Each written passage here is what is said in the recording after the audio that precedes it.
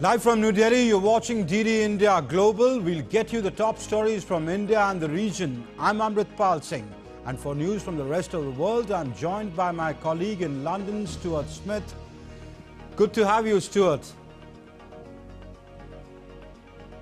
Hello, it's 12:30 p.m. in London and 1:30 p.m. across Central Europe. Coming up in the next 30 minutes, we go live to Moscow to hear how the largest East-West prisoner exchange in post-Cold War history is being described in Russia. And Latin American countries ask Venezuela to release presidential poll tallies with skepticism about the true result. But first, back to you for the headlines.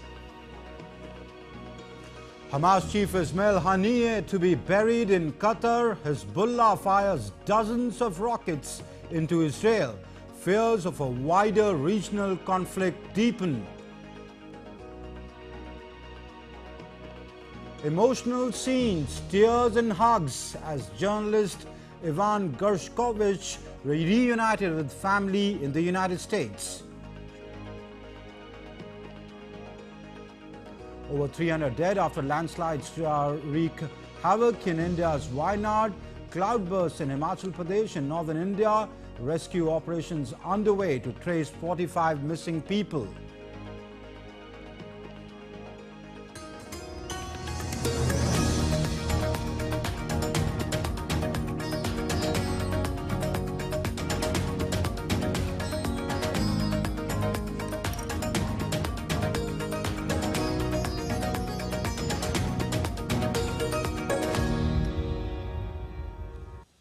Top Qatari leaders, including Prime Minister Mohammed bin Abdul Rahman Al Thani, attended the funeral ceremony of Hamas chief Ismail Haniyeh near Doha.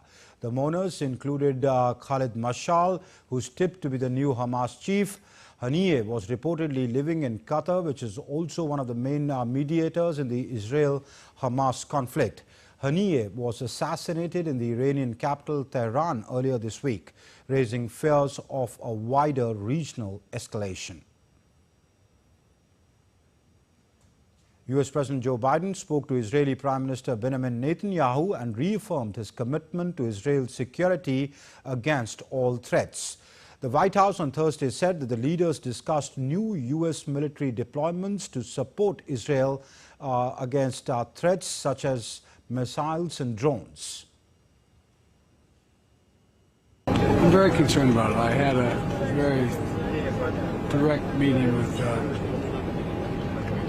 Prime Minister today, and very direct. We have the basis for a ceasefire. He should move on it, and they should move on it now. Meanwhile, responding to a question on the death of Hamas leader Ismail Haniyeh, Biden said that his assassination has not helped the ceasefire talks. Explosions were reported in the northern town of Shalomi in Israel on Thursday. This comes amidst rising threats of attack by terror group Hezbollah following the assassination of Commander Fuad Shukr in Beirut this week. Israeli media reported interceptions from the Iron Dome air defenses over western Galilee. The Israeli army also released a video footage of fire exchange with Lebanon. And DD India's Trent Murray joins us live from Beirut in Lebanon. Trent, Hezbollah has vowed retaliation. Rockets are being fired into Israel. How serious does that make the risk of a further escalation?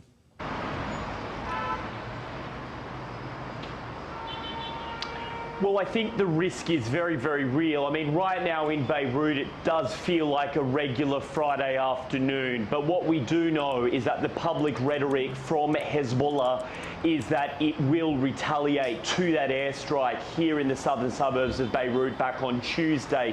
Hassan Nasrallah, the leader of Hezbollah, said overnight that it will be a real response, not a light one or a theoretical one, but clearly there is tension building, and privately we are hearing that there are moves afoot on both sides. Israeli army radio is reporting this hour that all government ministers in Israel have been given a satellite phone out of concern that any future attack could disable the mobile phone network. Here in Beirut, we are hearing from Al Arabiya, the outlet, that Hezbollah is currently evacuating its leadership headquarters in the southern suburbs of Beirut, again, clearly concerned that Israel could strike that area once again. So look, I think right now tensions in the region obviously red hot. There is an expectation that some form of response will come. But what response will that be? What does it look like? Could it be an isolated response here from Lebanon with Hezbollah? Or could they join some of those other groups that form what they describe as the axis of resistance? I'm talking groups in Iraq, the Iranians, the Houthi rebels in Yemen. Could they coordinate a mass attack on Israel? We, of course, don't know, but what we know in the background is happening is diplomats from right across the world are trying to defuse the tensions, trying to bring down the temperature, while also telling their citizens in the country right now to make preparations to leave. Absolutely, Trent. Hectic diplomacy behind the scenes would indeed be afoot, but with passions and emotions running high, it is a serious situation which could, spiral out of hand. But many thanks for joining us for the moment from Beirut, Trent Murray. And amid the ongoing tension in parts of the Middle East or West Asia, Air India on Friday said that it suspended its flights to and from Tel Aviv in Israel with immediate effect. The airline has said that it's suspending flight operations up till 8th of August and is monitoring the situation. Further, Air India has also extended support to passengers with confirmed bookings for travel to and from Tel Aviv during the period, with a one-time waiver on rescheduling and cancellation charges. And the biggest Russia-West prisoner exchange since the Cold War has taken place.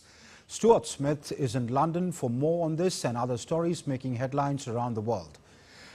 Stuart, so has Joe Biden burnished, his legacy when it comes to what he calls a feat of diplomacy?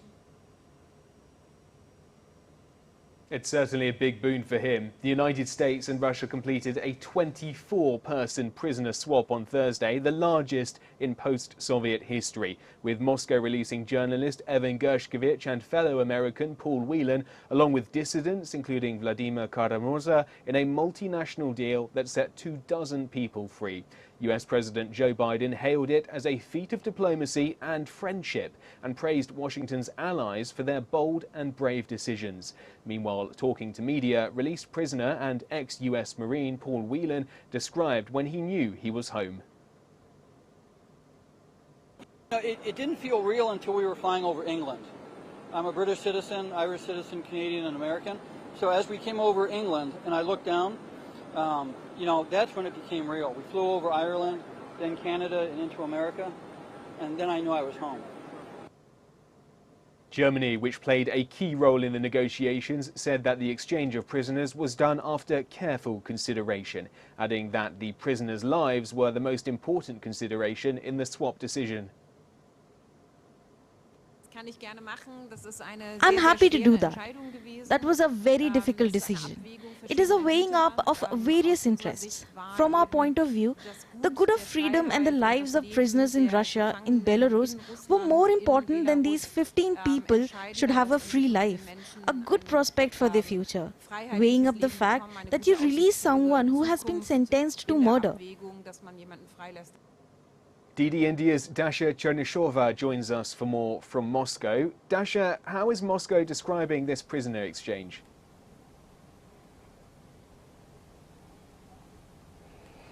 Well, Moscow says that this prisoner swap, the largest in decades, is the result of constant and systemic work along the lines of the special services, Russia's FSB, as well as the CIA that were involved into the negotiations on the exchange. We understand that the Kremlin has provided a very tough stance with the Russian President Vladimir Putin. According to Dmitry Peskov, his spokesman, insisting that there has to be the swap rather than just an extradition of the American nationals from Russia, and that's why the result of this deal has finally been yielded. Moscow is happy with the return of its nationals back to the Russian Federation, saying that the Russian president has traveled to the Vnukovo airport to meet the 10 people on board of the Russia plane coming back home as the sign of tribute to these people, to these nationals. We understand that some of them have been accused of espionage in the Western countries, and the children of two of those that were detained in Slovenia have only found out that they were Russians when they actually left Ankara on the special flight from Russia. They don't speak Russian, that's according to Dmitry Peskov, and that's why the Russian president has welcomed them in Moscow speaking Spanish. So in Moscow it is seen obviously as a sign that negotiations could be taking place, but at the same time Moscow is very skeptical about the prospect of peace negotiations with Ukraine, saying that any peace prospects with Ukraine will have to be built on completely different basis. So certainly it is seen as the return of people who have been serving their country back home, and now the discussion will be focusing on how to help these people to rebuild their lives at home, and also how to continue the work on the future prisoner swaps, because we also understand that there are Russian nationals who are kept in prisons in the NATO countries, and Moscow will be working on bringing them back home as well. Dasha, thank you so much for that. Dasha Chernyshova there in Moscow. As the political unrest in Venezuela continues over presidential poll results, more leaders have called on the country to release detailed voting tallies. The presidents of Brazil, Mexico and Colombia called for Venezuela to release the details on Thursday as the dispute over presidential election results sparked protests. The current presidents of Brazil, Colombia and Mexico have adopted a more neutral stance on the election, as countries elsewhere in the world call for the release of full results. Esta tarde los presidentes de Colombia, Presidents of Colombia, Brazil and Mexico, along with their foreign ministers, discussed the past presidential elections in Venezuela. The leaders got together to keep on working on options that give the international accompaniment the Venezuelan people need right now, always respecting their sovereignty, and that allows for a definitive solution for the current controversies. Colombian President Gustavo Petro also talked with the Chilean President Gabriel Boric, who agreed on what Colombia, Brazil and Mexico said in their statement. From Colombia, we'll stay attentive and ready to offer our good services in favor of political peace and democracy in the region. Meanwhile, the United States on Thursday announced that it was recognizing opposition candidate Edmundo Gonzalez as the winner of Venezuela's presidential election. U.S. Secretary of State Antony Blinken said that Edmundo Gonzalez won the most votes in Venezuela's July 28th election. The electoral authority there declared President Nicolas Maduro the winner of the election, a result that has been derided as implausible by the opposition, independent pollsters and many foreign governments. Former U.S. President Donald Trump declared that the selection of U.S. Senator J.D. Vance as his running mate will not have any impact on the 2024 White House race. Trump made the comments during a combative interview at the annual convention of the National Association of Black Journalists in Chicago. Trump's remarks have sparked discussion among political analysts and commentators. I've always had great respect for him. And for the other candidates too. But I will say this, and I think this is well documented, historically the vice president in terms of the election does not have any impact. But historically the choice of a vice president makes no difference. You're voting for the president, and you can have a vice president who's outstanding in every way, and I think JD is. I think that all of them would have been. But you're not voting that way. You're voting for the president. You're voting for me. If you like me, I'm going to win. If you don't like me, I'm not going to win. The race for the White House has taken a turn, with race becoming a focus following Donald Trump's comments during a recent interview. The former president questioned the race of presumptive Democratic nominee Kamala Harris and whether she really was black or not. DD India's Mitch McCann reports. Speaking to the National Association of Black Journalists, Donald Trump raised eyebrows when he said of Kamala Harris, quote, "I didn't know she was black until a number of years ago when she happened to turn black, and now she wants to be known as black, so I don't know. Is she Indian or is she black?" Questioning the race of his political opponent has seen Donald Trump come under intense scrutiny, with the White House calling his comments both repulsive and insulting. Harris avoided responding directly to specific comments, but described Donald Trump's onstage interview as the same old show of divisiveness and disrespect. Meanwhile, Donald Trump's running mate, J.D. Vance, has been targeting Democrats on the issue of immigration from the U.S. southern border in Arizona. Vance, attacking Kamala Harris, said it's hard to believe until you see it with your own eyes just how bad the policies of the Kamala Harris administration have been when it comes to the southern border. Kamala Harris is expected to name a vice presidential candidate in the coming days and will hold her first rally alongside her chosen running mate next Tuesday local time in Philadelphia. Mitch McCann in New York reporting for DD India. That's it from me here in London. Back to you in the studio. Well, thank you, Stuart, for that. And still to come on DD India Global, at least 3 protesters killed in Nigeria's Kaduna state as demonstrators rally nationwide against the rising costs of living and governance issues. Police on red alert. Russia conducts nuclear drill patrols amid tensions.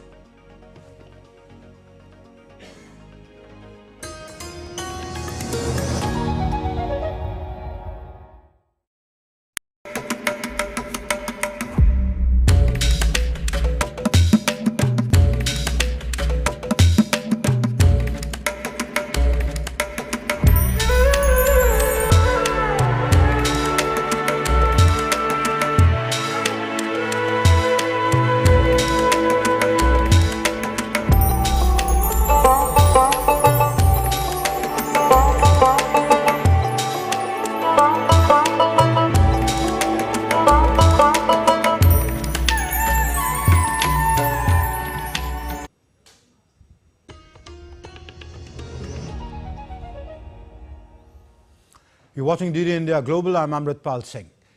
India's President Draupadi Murmu inaugurated the 2-day conference of governors in the Rashtrapati Bhavan, that's where the President says, in New Delhi on Friday. In her opening remarks at the conference, President Murmu said that the agenda for the conference included carefully chosen issues that are crucial in achieving national goals.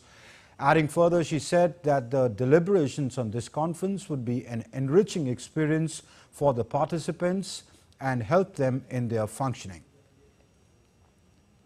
Vice President Jagdeep Dhankar, Prime Minister Narendra Modi and Home Minister Amit Shah also addressed the conference. Prime Minister Modi and other leaders urged governors to strengthen centre-state coordination and promote social welfare. President Draupadi Murmu will visit Fiji, New Zealand and Timor-Leste from August 5th to 10th, which will significantly advance India's diplomatic efforts in the Indo-Pacific area. During her visit, she will hold bilateral meetings with the heads of state from all 3 nations and will also address the Indian community. Fiji will be first going to Fiji and then to New Zealand and then to Timor-Leste. With both Fiji and Timor-Leste, this would be the first ever visit by the President of India, and therefore it has special significance. Ever since Prime Minister Shri Narendra Modi enunciated his Act East policy, the region, Southeast Asia and the Pacific has been a very special focus for us. So all these 3 countries fall within our Act East policy. With New Zealand also, we have a very old and strong partnership that we carry forward in our relations with the Pacific Island countries. Relief and rescue operations are being carried out on a massive scale in the southern Indian state of Kerala. A C-130J Super Hercules aircraft of the Indian Air Force, which has a specialized drone in the aircraft, and a team was sent to Kozhikode. This drone will further be sent to Wayanad to assist in the rescue operations. The official records put the death toll at more than 300. The numbers could go up because there are over 200 missing. Rescue teams are working tirelessly under challenging conditions to look for survivors. India's weather agency has predicted heavy downpour in Wayanad and several other districts in the coming week. And the India Meteorological Department issued a red alert for extremely heavy rains in parts of Uttarakhand, and as heavy overnight rains triggered flooding in the northern Indian state of Uttarakhand. The centre has dispatched 2 Indian Air Force helicopters, a Chinook and a Mi-17 to aid rescue operations in the state.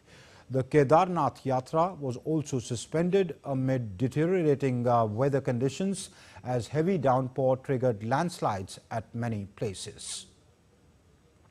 On the other hand, rescue operations are underway in the northern state of Himachal Pradesh to trace more than 48 people missing following flash floods triggered by cloudbursts in 3 districts of the state. Well, let's talk about Nigeria now, where recent protests have claimed 3 lives, with the police mobilized all over the country in case of any untoward incident. The military has also been put on alert to support the police if and when needed. Kano State has imposed a 24-hour curfew, while 3 other states have imposed curfews in some areas. Nigerians have been protesting against policy reforms and governance of President Bola Tinubu.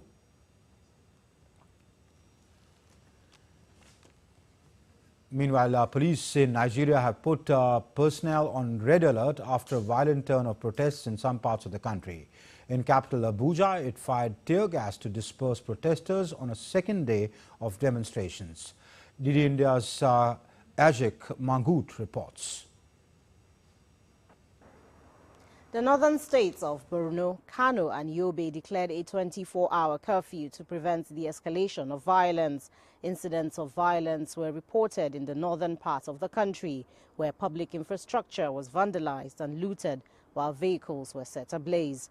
Police fired several rounds of tear gas in many parts of the country, including the capital Abuja, to disperse protesting crowds.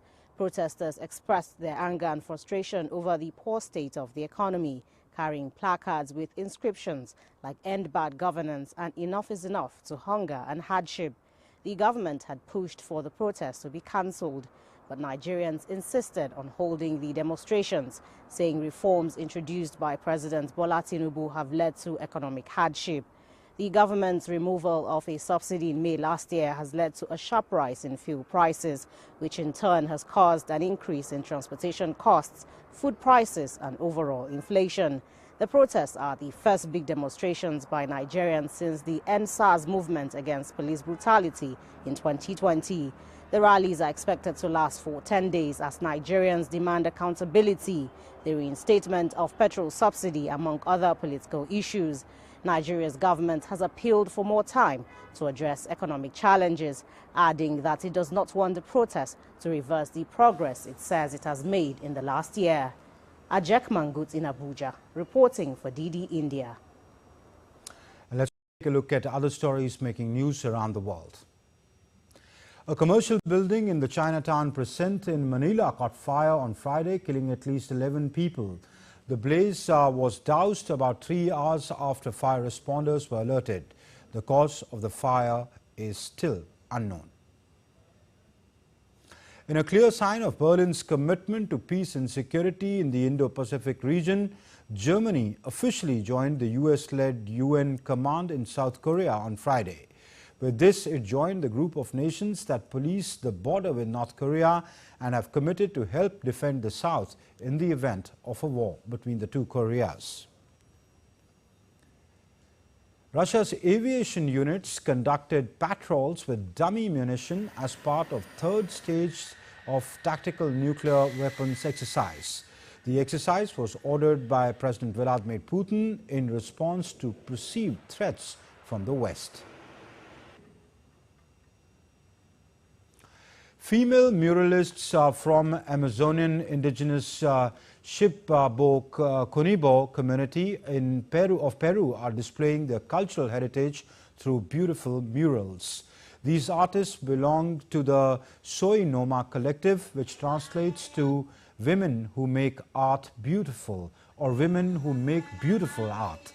The murals they produce typically feature geometric patterns using motifs commonly seen in the traditional embroidery and pottery.